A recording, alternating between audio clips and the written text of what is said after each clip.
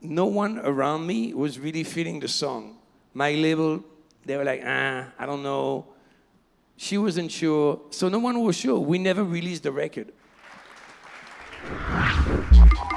Hello, everyone. This is nice. Thank you for coming. Hello. Hi, everybody. There's I no wonder. name. I wonder where everyone is coming from, and like, this is so fascinating to me that we're doing this in Saudi, and we're doing like it's just so crazy, you know, to think that we're doing a music conference in Saudi when there was none of this 5 years ago. It's amazing. It's really amazing. So yeah, maybe we should ask people where they're from. Well, it's a lot of people to add, but like, North Africa, put your hands up. North Africa. Okay, Middle East. Yeah. It's so cool, so incredible what's happening in the region. I really love it. So there's no point of doing an intro, but maybe we should. Pretend I don't know you at all. Who is David Guetta?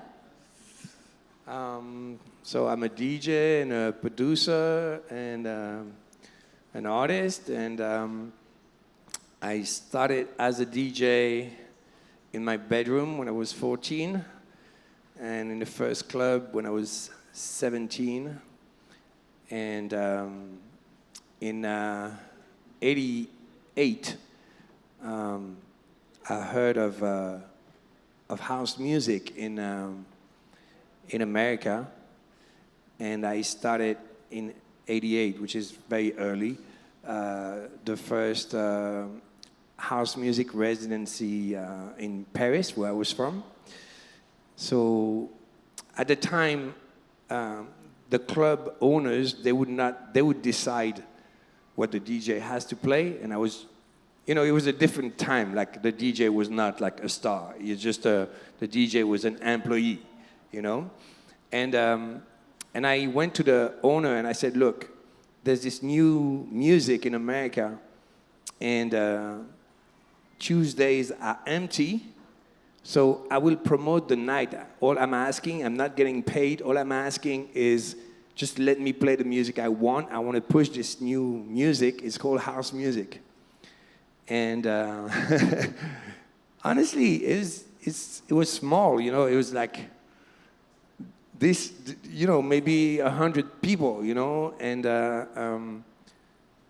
yeah, and because it was so different, more and more people were coming, and then it's funny how I turned, because I was so frustrated and they didn't let me play the music I wanted, I became my own promoter. I started to market myself and market house music. I would go to clubs and explain, to give flyers to people and explain there's this new music called house music. It's going to change the world, all of this. And then way later, and then I became very successful as a DJ, but more like, it was at the time, not that I was trying to be underground, but it was underground because, you know, no one knew about this music. And then later, everything changed when in 2001 I started to make my own music. And then, let's say, not only me, but a lot of us, we started to, let's say, sell ourselves, not as a DJ playing other people's music, but as an artist, a brand, creating, branding, marketing, an image, making videos, making record covers. Because at the beginning, when we would make records, it would be just a white label on a vinyl. You know, there was not really, and I think France, during the French Touch, at the end of the 90s, I think France has had a very big role in how to turn some of the artists some of the DJs and turn them into artists. When you see the work of, obviously, like people like Daft Punk, that they really, first they said, we are not DJs, which is crazy because at the time, only DJs would make electronic music. They were like, we are artists, and come with a full production. That was also very inspiring for all of us. Invest in videos. So this is a little bit my journey. Let's say started as it's kind of crazy because like sometimes they ask me like, what would you do if you were not a DJ? I would be really in trouble because this is all I know. It started from a teenager passion at a time where there was no such thing as a famous DJ or even no hope of making money in this industry because, it would be better to be a waitress. You would make tips than when you're a DJ, There's no tips. So it was just out of passion and it's incredible to see what passion can do because this became an industry as we all hear. Yeah, exactly. It became like a real industry. And it's funny that you say that because a lot of people in the Middle East, this is their actual biggest problem because they're artists and they're creatives, but they're trying to find the right booker, right agent, the right person to actually represent them. So they are doing exactly what you did in wearing all these like different hats to kind of make it. No, this is so important. I think, I don't know if some people here are DJs or producers. It's like we should never count on anyone else but ourselves. And there are very, very small exceptions. Some lucky people, like my friend Morten is here, and we created Future Rave together. So let's say he benefited from me being already in the industry, and because we were such good friends, and I thought that what he was bringing was so amazing that I've put all my work and team around it. But this is a little bit of an exception. Most of the time, you don't want to wait for anyone to help you because it's not going to happen. And I think that and today is easier because there is social media. But I think, it can be very frustrated to count on a label or on A&Rs or on agents. Like really, I think we need to think like it's only us and we need to make it on our own. And then if someone brings something to you, then it's only a good surprise, but it's what is happening in the region. Like I'm so fascinated because I can imagine that, like in a few days, I was in Dubai, I was in Doha for the World Cup, and it's just so crazy for me to imagine that, I see DJs playing every day, electronic music exploding everywhere, and I feel like there is an amazing opportunity also for local talents, and I'm sure like everyone that is here wants to be on board, because probably they didn't even think that this one day would be possible for them. And I think they should really fight for it and try to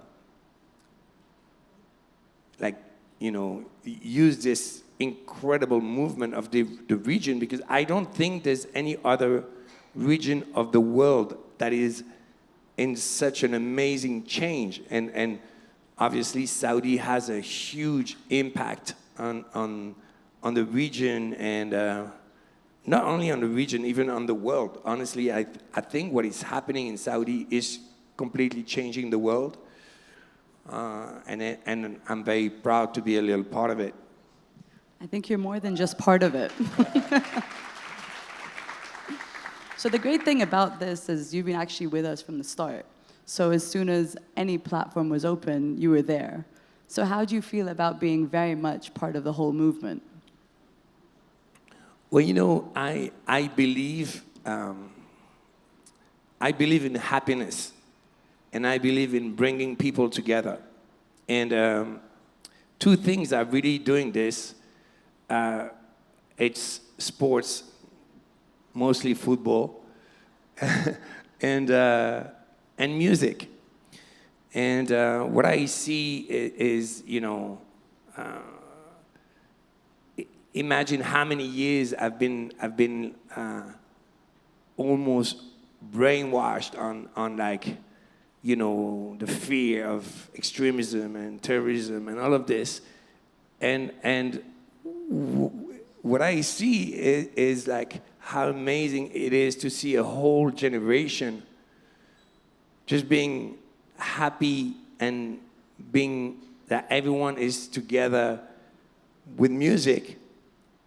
And I think this is the best way, because if people are happy, there is no reason to go into extremism. And it doesn't have to be even religious, because I see it also in Europe. A lot of people are going to extreme parties right now, and it's almost like a global phenomenon that you see people going to extreme left or extreme right. It's just because they're not happy. So, like, the region has so much to offer, and it's also so young. And when you have young people, it means like create more creativity, more dynamic. And I feel privileged to witness this and be part of it, because really I believe this is changing the world. Because also Saudi being obviously the Holy Land, and being a reference for millions of Muslims in the world. So there's the change of how Occident is looking at Middle East, but there's also the change probably of how Muslims are looking at the reference of Saudi. And I think the fact that it would be so much more open, it's really beautiful, and it gives me a lot of hope for the future. And also, I imagine for the youth of the region to be able to, have hopes in terms of artistic development, or just party and have fun, I mean, yeah, for sure. We have to explain ourselves 1,000 times over. And the thing is with Aladdin, that's our reference. To the whole world, we got Aladdin to be our reference. And I think we have a lot more than just that. And then, unless you guys all like Aladdin. I mean, we got more than that. So then, I wanted to actually ask about Future Rave. Tell me all about it. You're going to be at Soundstorm as well. Your boys over there. Tell me everything. Well, so it's funny because Morten is here, and we were friends for many years, and it's really funny because we met at the gym, and I see a guy training like a beast in LA, and I'm like, wow, your training is so amazing. And I just went to speak to him, but he was so shy, he didn't tell me he was a DJ, and which is crazy when I think about it. And then I think it was in Tomorrowland, I'm playing. I turn and I see this guy on stage behind me, and I'm like, how is it possible that the guy of the gym is at Tomorrowland, And then I went to speak to him, and he's like, no, well, I was shy, I didn't want to tell you, but I'm a DJ too. So it's really funny, to meet like this at the gym. And then for years we were just hanging out, and he was playing me ideas sometimes. I'm like, it's just okay, And then one day he came with an idea that I felt was really, really strong.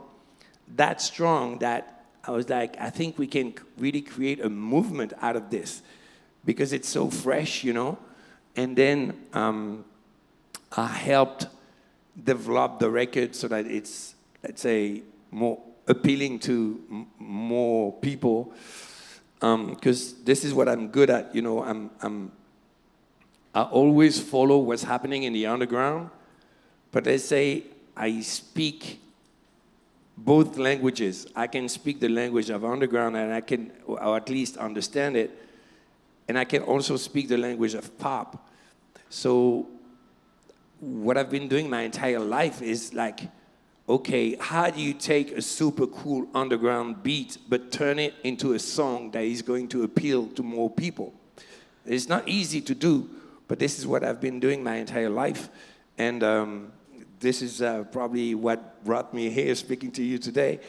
So this is a little bit what we've done. This is how it started. And you know, we were both a little bit frustrated by playing always the same EDM style and feeling like, oh, come on, like this needs to change. And, you know, again, don't wait for other people to do it. So really, I wanted to play a different type of music, and it didn't exist. So we created it. We just made the music we wanted to play together with Morten, and this is another example of like how you need to take your destiny into your own hands, because otherwise, nothing is going to happen, unfortunately. And then it's really amazing. We had like amazing support from DJs, and for me also it was a big source of inspiration, because I told you how I started in the underground house music clubs, but you know, I became so pop and crossover, and let's say my energy was a little negative, because I started to be a little bit obsessed with pop and radio success, and this is a world that is very draining, and it's wonderful, it's very interesting. But this is not why I was in at the beginning.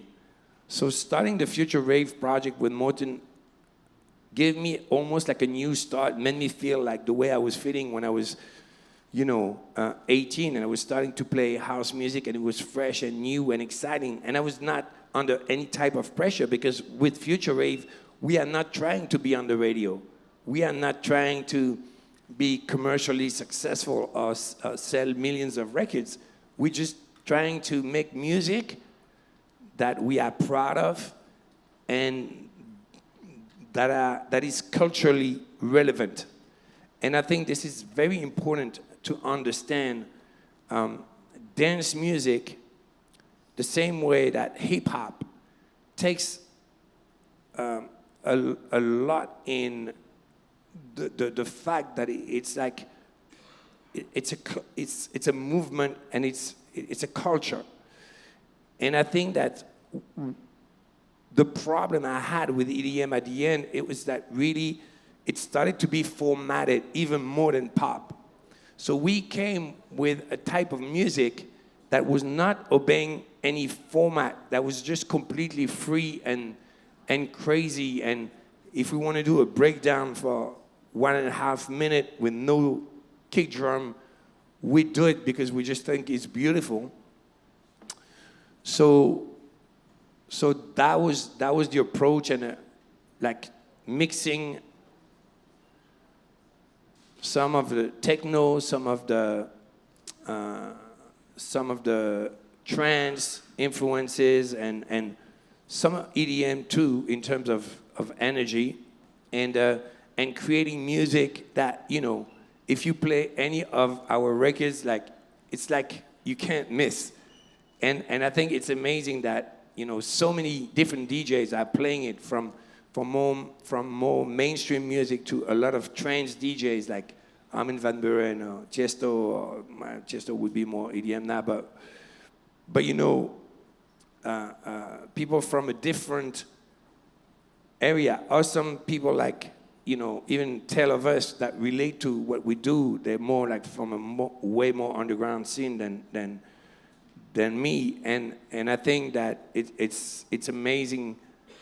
Again, like I'm always trying to bring people together, and with Future Rave, this is what we've been doing, making the frontier between underground and crossover a little more blurry, Exactly. And I think, segue to that, all the different collaborations you've done yourself. You worked with John Legend, Sia, Nicki Minaj, Lady Gaga. Like, please tell us about that and what was your production approach to all of those different collabs? So this is completely, it's almost like I have two hats, you know? So I do future rave or jack back, there's more house music. And this is a little bit, again, me trying to feel 18 forever. And then also, when I was making more like purely dance music, I started to develop as an artist and musically, and I started to feel like, okay, I need more than just a bass line and some drums. I started to listen to, you know, lots of different music and work more on chord progressions and melodies and songs. And it's that moment where I started to understand a little more about songwriting. And in 2009, it really, really crossed over and became like the biggest thing in America and in Europe too. You know, having hits like I Got a Feeling with Black Eyed Peas, or Titanium, or Sexy Bitch, or When Love Takes Over, or Memories, all those records that kind of changed the game a little bit, changed pop music. And from that moment, I started to have more and more artists texting me, like, oh, I want to work with you. And so a lot of the time, the production-wise, what I would do is work with songwriters. And even if it's dance music, it's a very different approach. Like when we do future rave, we start making a beat, doing sound design, and it's more based on sonics. When I make, even if it's dance music, when I make more like crossover music, I don't even touch production. I just play chords and write the song. And then if the song is good enough and it's so strong that it could be played, you know, just on the guitar or just on a piano, then it makes it a timeless song. And then I work on the production and turn it into a dance song. But it doesn't start from the sonics, it starts really from the composition. So I think that's the difference with pop music. The composition has to be really on point. It's not enough to have like cool synth sonics. And I think you can be extremely creative with pop music too, and that's probably the most difficult type of music to make. Like people, they think a little bit like, oh yeah, underground is cool, but yeah, pop music is easy. Actually, it's harder to make pop music than to make underground music. But they are both very interesting genres, and I love doing both. But so most of the time, I would write a song, finish the production, and then think of which artist would be the best. But of course, there are exceptions. And some of the exceptions are the artists that are not only amazing singers, but also songwriters. Like you mentioned Sia. It was amazing. Like when we did Titanium, she didn't want to be an artist anymore. And I had to beg her to stay on the record because, you know, she was struggling with a lot of anxiety, and her career was not what she wanted. She was not that famous. And after Titanium, I almost forced her to be on the record. And that record, she became the huge star after Titanium and really killed it in pop music and working with Rihanna and Beyonce and having all those amazing hits. And this is, for me, the most exciting. The same kind of thing happened with Bibi Rexha. The first time we worked together, she was a songwriter. She didn't start an artist's career. And I heard her voice when I was going to the bathroom from Studio A, and she was working in Studio B, and I heard her voice. I'm like, wow, this is amazing. I came in I knocked on the door, came in, and we finished Hey Mama with Nicki Minaj. She wrote that hook, and now we're just having this huge record with I'm Good. Almost 10 years later, maybe 8 years, I don't know. So let's say most of pop music, you would write the song with songwriters and then later find the artist. But sometimes, like Bibi Rexha or Sia or Nicki Minaj, obviously, we would like go from scratch and, just write chords and write a song. In the case of Bibi, the story of that song actually is crazy. Because as we're talking about the music industry, we did I'm Good 4 years ago, but never released it. So she just came to London. At the time, I was spending time in London. And she said, oh, I'm in town. You want to go to the studio? And we just, for fun, we were vibing. I said, you remember this record, I'm Blue? It was so cool. I'm playing the chords. And she's like, starts to improvise. And we write this song, right? And then later, it was an Ultra Music Festival, I think. And I made a first version just to be able to test it and see the reaction. I tested it, but no one around me was really feeling the song. My label, they were like, I don't know.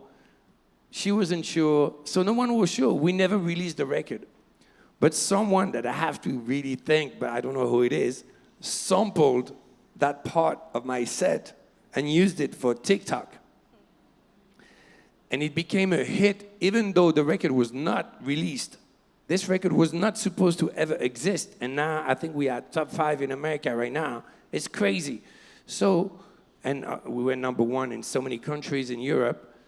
So this shows the power of social media today.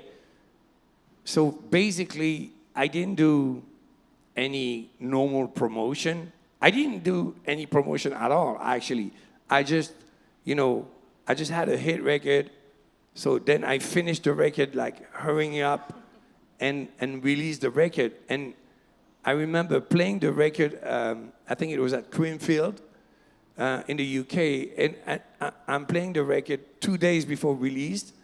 And I, turned down the fader and everyone is singing the song. Everyone knew the song before the release because of social media. So this is not something that you can control, but at least you just make your music available because someone might pick on it.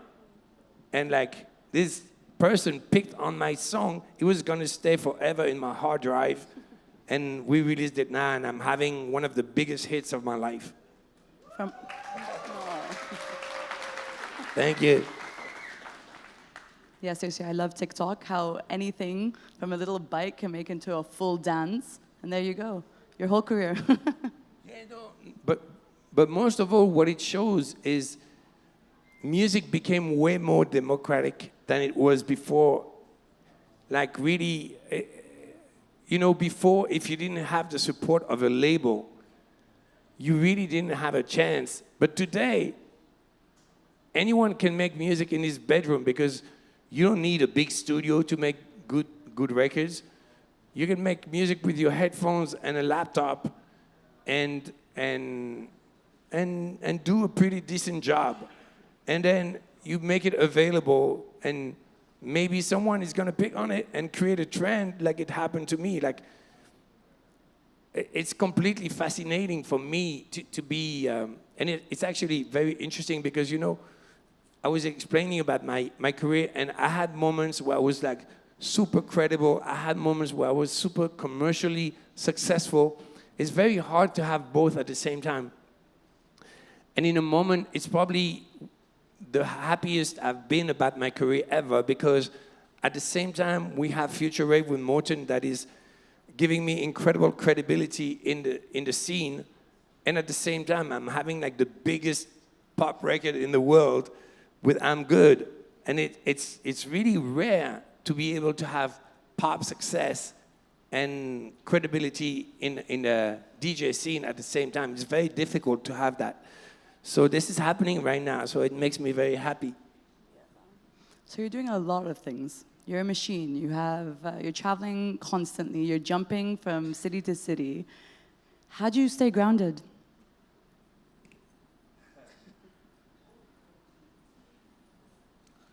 Well, the thing is, I've been. I think people they go to DJing for different reasons. A lot of people go there for the lifestyle because, I'm gonna pick up lots of girls. And me, when I was going to the club and I was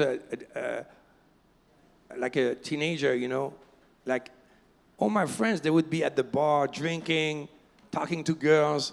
Me, I would just look at the DJ and like be a super nerd and write, oh, he played this record, and trying to know who is the producer of this disco record, So my motivation was always music. It was never money or lifestyle or girls or drugs or alcohol. What made me choose this life was to have a life where I would feel more freedom, because I always felt like the nightlife is more free. I felt like, of course, I'm a teenager, I like being a rebel, and then later, with success, it really didn't change me. It's still about the music. And this is why I think I have a normal life, Like, if you see me, I don't walk around with 10 securities or a big entourage. Like, I'm totally a normal guy. And I have my kids, my family, my friends. I'm not trying to be a celebrity. All I want, really, is to, of course, for my music to be heard, and because what I prefer is to DJ, to be able to sell tickets so that my shows are sold out and that the vibe is crazy, and that's what makes me happy. So talking about being grounded, it's I think when it goes to your head, maybe it's because you do this for the wrong reasons. I mean, not to criticize anyone, but for me, it was always about my passion for music, and I still have the same passion. It's like, people ask me, oh, but what do you do as a hobby?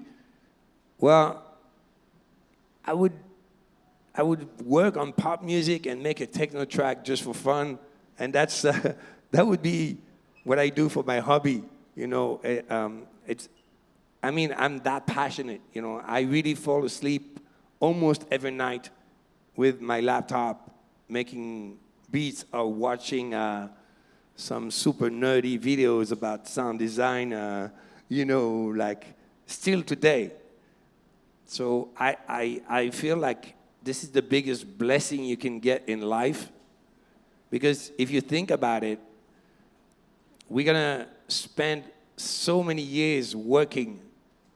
So, the choosing properly what you do is really the biggest decision, because you might pick the wrong girlfriend, but then you might get divorced, and it's okay. It's not the best. It's better to not get divorced, but it can happen. But once you're in a career, you're going to spend more time working than being with your children or with your wife or with your family. So really, like, investing the first years of your life into something that you're passionate about is really the best investment you can do ever, because then you're going to have 40 years of career thanks to that. Or at least, if you're passionate about music, you should do everything you can to make it happen. And then, unfortunately, not everyone can be successful, but I think I think talent is a little bit overrated. I think with a lot of work, everyone can become talented. It's all about the grit. So I had one more question, but I know that we don't have much time. So you guys can decide. Should I ask a question or should we jump into Q&A? So it's a Q&A. Let's do it. I'm open to any question. I can make it a bit longer if you want, no problem. We're having good. If you're having a good time, I'm having a good time. All right, let's do Q&A. I see a guy with an incredible beard. I think he should speak first because his beard gives him incredible credibility.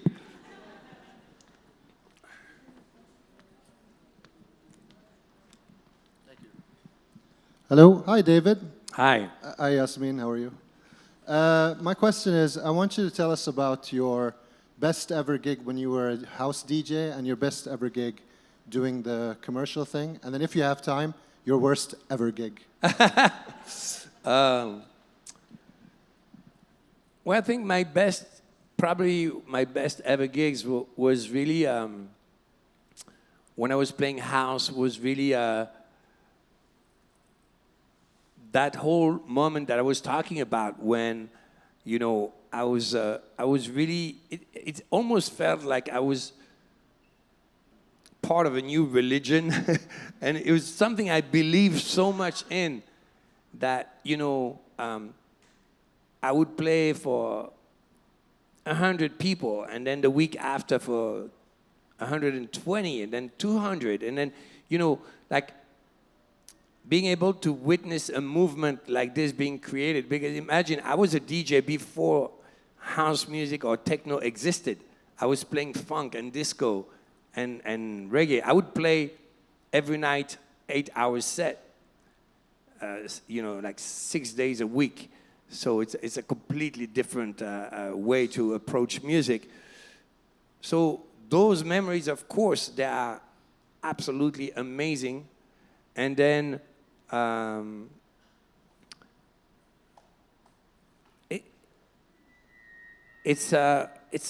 mean, because I'm here, but it's not only because I'm here. I promise you, like, some of my first shows in Saudi, they really touched me deep, because it made me feel that similar feeling of being at the beginning of something bigger than me.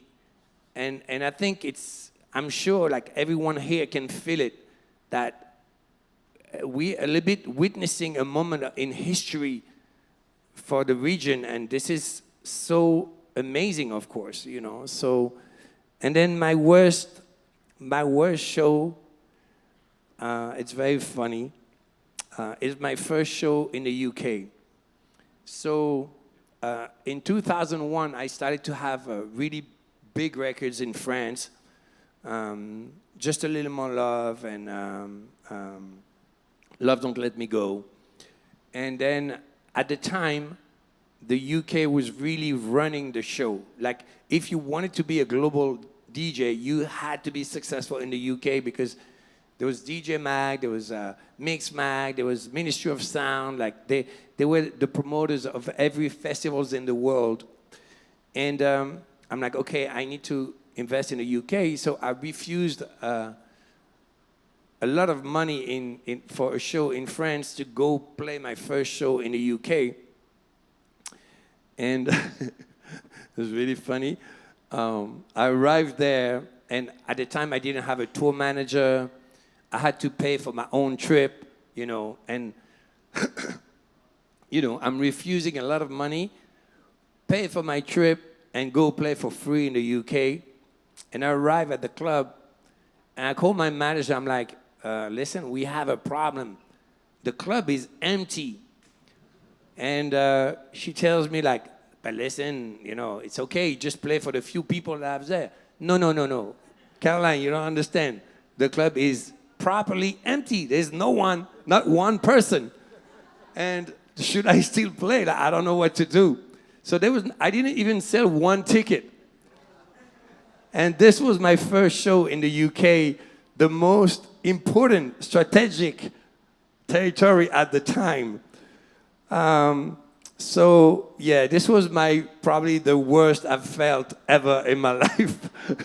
But you see, I didn't stop, and then I had 8 number ones in the UK. Better. We can do a little more if you want, if you have time.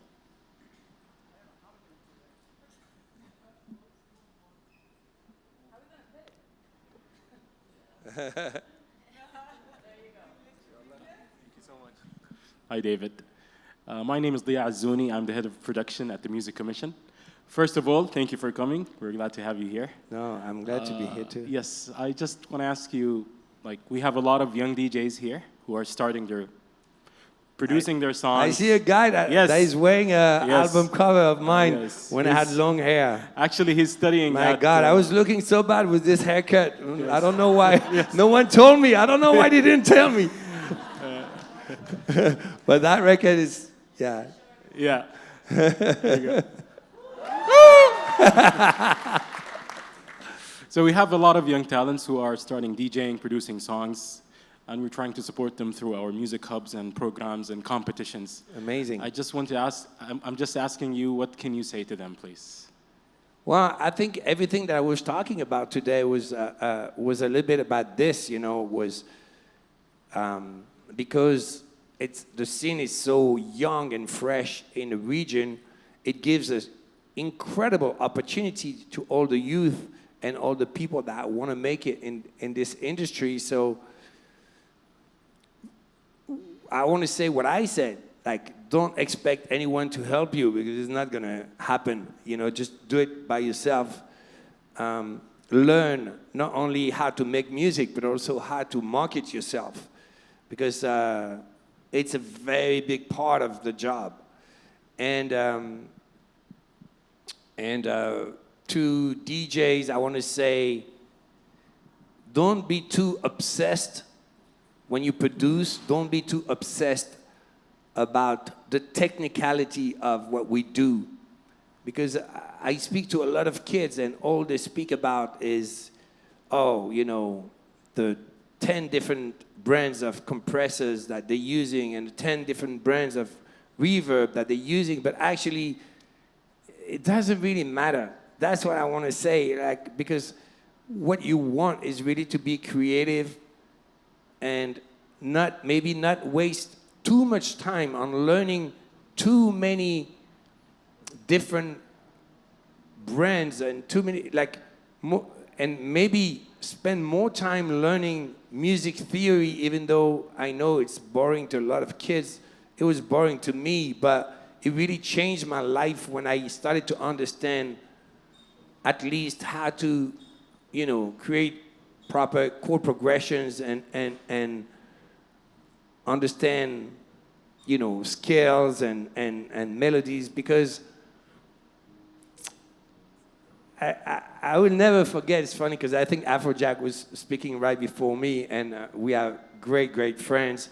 I signed him when he was very young and developed his career. And the deal was, okay, again, I'm not going to do this for the money.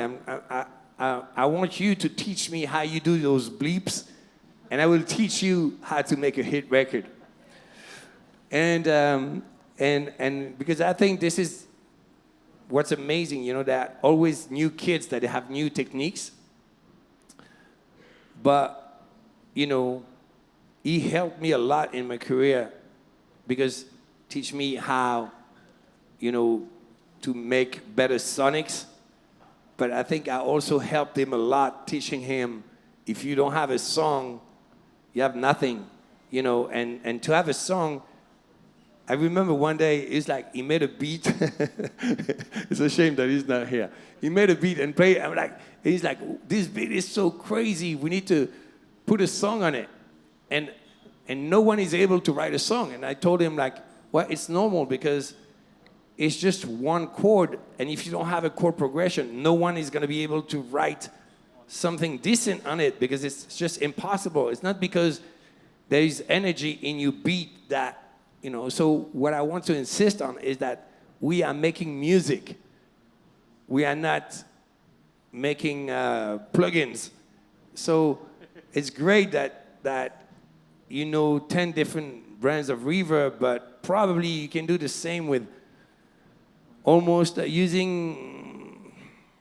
Honestly, I think I use 95% of the time. I use 2 synths, and I use you know, mostly Ableton plugins, you know, and because it's like it's lighter on your session, and you don't have all the CPU problems and all the latency problems, and it's just like focus on creations. I think do copy other people, because that's how you learn. You know, you just like if you have if you're inspired by an artist, yeah, copy. Please copy me. No problem. I love it. No, it's true. No, but it's great. This is what we were saying when we started with Future Rave. Like a lot of people were asking, like, "Oh my God, you're not mad? Like so many artists are copying you." And like we were saying with Morten, "No, we love it. This is a movement. We flattered that people are embracing it, you know." And I think it's great to try to reproduce what a producer is doing and try to sound similar. And this is teaching you how it's done, you know. And then, of course, later, once you understand again, for me, I put the music first and the sonics second. Then you do it. So to come back to the Afrojack story, at the time, when I made Memories, you know, honestly, his sonics were always so much better than mine at the time. Nah, I'm kidding. But I played in Memories, and he's like, "Bro, this sounds like shit, and this can never work." And I'm telling him, I don't know, I kind of like it, because, you know, and, you know, because sometimes I would ask him to help me on the sonics for my records, like in Titanium, for example. He helped me with the sonics. And I released it. And it's true that the sound was very dirty. It's not like a proper, clean, perfect production.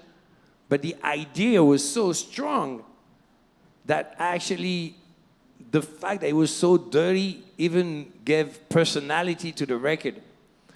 And you know, sometimes having limitations is a great thing in terms of creativity. It's like because now it's so easy to, you know, like we used to work with a TR-909, and that's it. This is what you have to do, your drums, you know. And now you have 1 million samples, 1 million plugins, and then you spend all your time learning how to use those machines, and you don't really create anything. So that's what I'm trying to say. We are making music, you know. Thank you.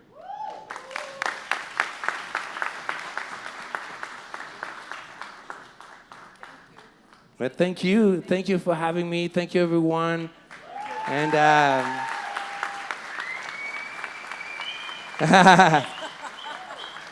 yeah, but this is why I'm doing this. You know, like we want to feel the love for what we do, and it's amazing to be here with you. And I hope you had a good time.